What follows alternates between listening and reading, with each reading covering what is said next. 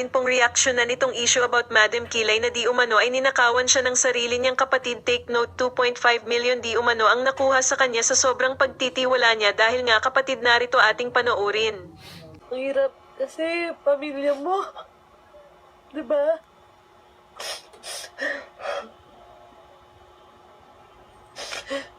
Parang gusto kong ubusin. Diba? Hindi naman tayo robot eh. Parang gustong kunin lahat sa'yo. Pasan mo na nga daigdig. Ginagawa mo na nga yung lahat. Pagbigyan niyo ako this time hindi to for content Ito gusto ko lang iparating sa kapatid ko.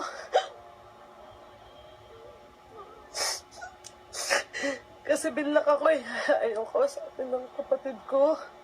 Mga chap. Ako mga chaps para alam nyo bakit ako magkakaganito. Meron akong kapatid mga chaps na may edad sa akin. Ate ko. Yung ate ko, pinagkatiwalaan ko mga chaps sa negosyo ko, sa pera ko, lahat ng pera ko sa kanya, siya nag-aasikaso. Lahat ng siya yung pinakakanang kamay ko sa mga properties na meron ako.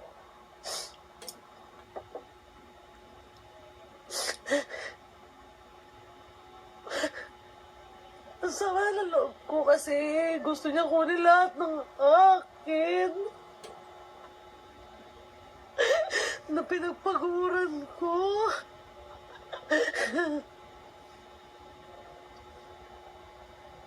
Alam mo yun? Simula naging Madam Kilay ako, parang utang na loob ko daw sa kanya yung narating ko.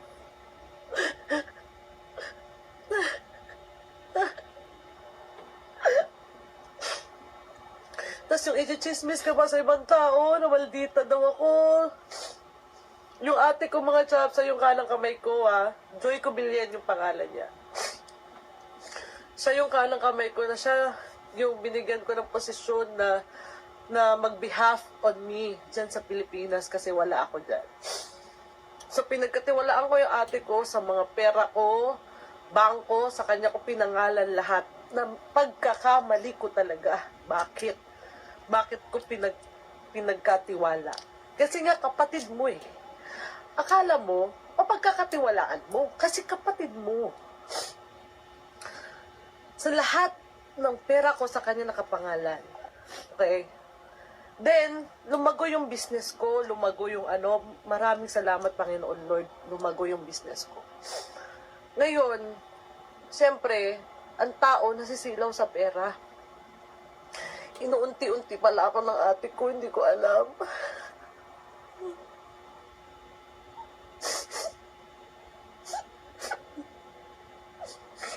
Tapos, ngayon, gusto ko nang kunin yung akin. Ako pa yung luluhod.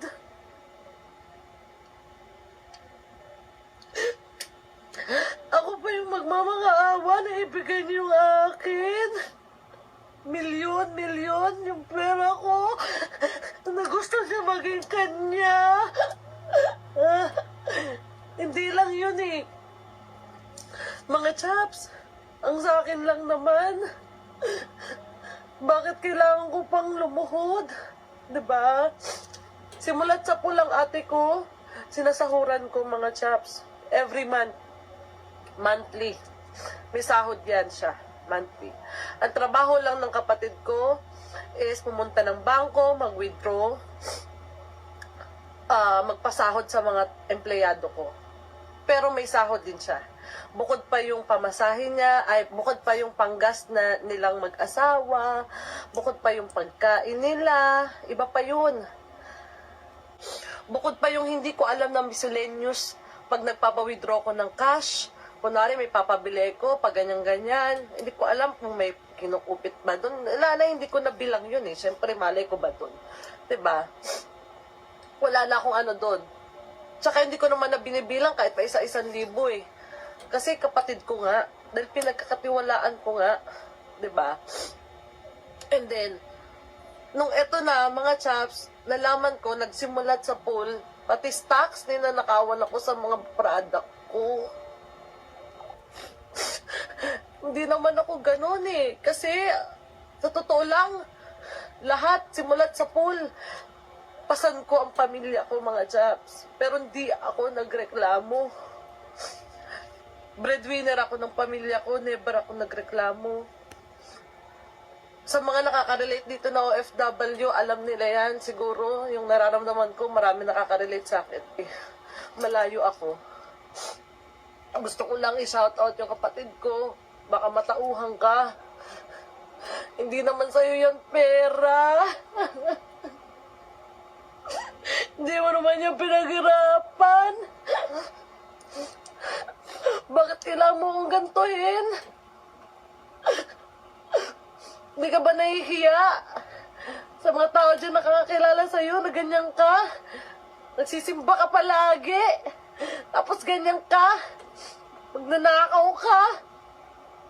Lahat ng meron ako, gusto mo matanggal sa akin. Gusto mo magdusa ako. Bakit anong kasalanan ko sa'yo? Lahat naman binigay ko sa inyo, pati mga anak mo. Hindi ko inaano yung mga anak ko, lahat. Binigay ko kung anong gusto nila, binibigyan ko sila. Hindi ako nagsusumbat. Gusto ko lang ma-realize. Ngayon mga ate, ano reaction nyo dito? Sa ganang akin hindi masama ang magtiwala lalo't sarili mong kapatid. Ang Tobalman na sobrahan si Madam Kilay ng tuwala sa kapatid na halos lahat ipinagkatiwala baye pati pla ang ibang negosyo at ari-arian si ate niya ang gumagawa at baka kaalam. Hindi niya dapat nilubos ang tiwala medya-medya lang para ano't ano man ang mangyari may pinanghahawakan pa rin siya. Marami na ang ganitong pangyayari mag-asawa mag-ina mag-jowa ng dahil sa sobrang tiwala na sa Syra ang samahan pera yan masilaw sa mata nakakatukso lalo't nasa iyong mga kamay. Ang moral lesson natin dito wag sobrahan ang pagtitiwala sa kahit na sino para di mawalan sa bandang huli. Hanggang dito ng mga ate salamat sa panonood. Lagi po tayo mag-iingat God bless and bye-bye.